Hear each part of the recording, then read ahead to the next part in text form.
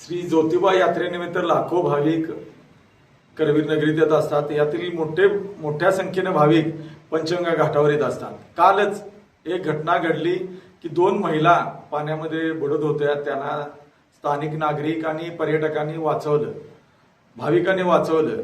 तर माझी महापालिका प्रशासनाला विनंती आहे, कोणत्याही परिस्थितीत हलगर्जीपणा न करता अग्निशामक दलाची एक टीम पंचगंगा घाटावर त्वरित त्यांनी पाठवली पाहिजे। त्याचबरोबरीनं सतत अनाउन्सिंग केलं पाहिजे, कारण या ठिकाणी पंचगंगा नदीच्या पाण्याचा अंदाज परगावच्या भाविकांना येत नाहीत।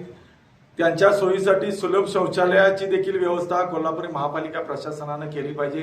त्याचबरोबरीनं पोलीस प्रशासनाला देखील आव्हान आहे की या ठिकाणी किरकोळ चोऱ्या, कपडे चोरी होत्या, पाकिटमार होत्या, मोबाईल चोरी होत्या, त्यामुळं किरकोळ चोरीचे प्रकार होऊ नयेत। त्याचबरोबर चोरून महिलांचं मोबाईल शूटिंग होण्याचा या ठिकाणी धोका आहे। त्यामुळं याला प्रतिबंध घालण्यासाठी पोलीस प्रशासनाने देखील गस्त ठेवावी आणि या ठिकाणी महापालिका प्रशासनानं स्वच्छता आणि यात्रेच्या दृष्टीनं ज्या इतर देखील सोयीसुविधा आहेत त्या देखील त्वरित कराव्या, असं मी या ठिकाणी आवाहन करत आहे।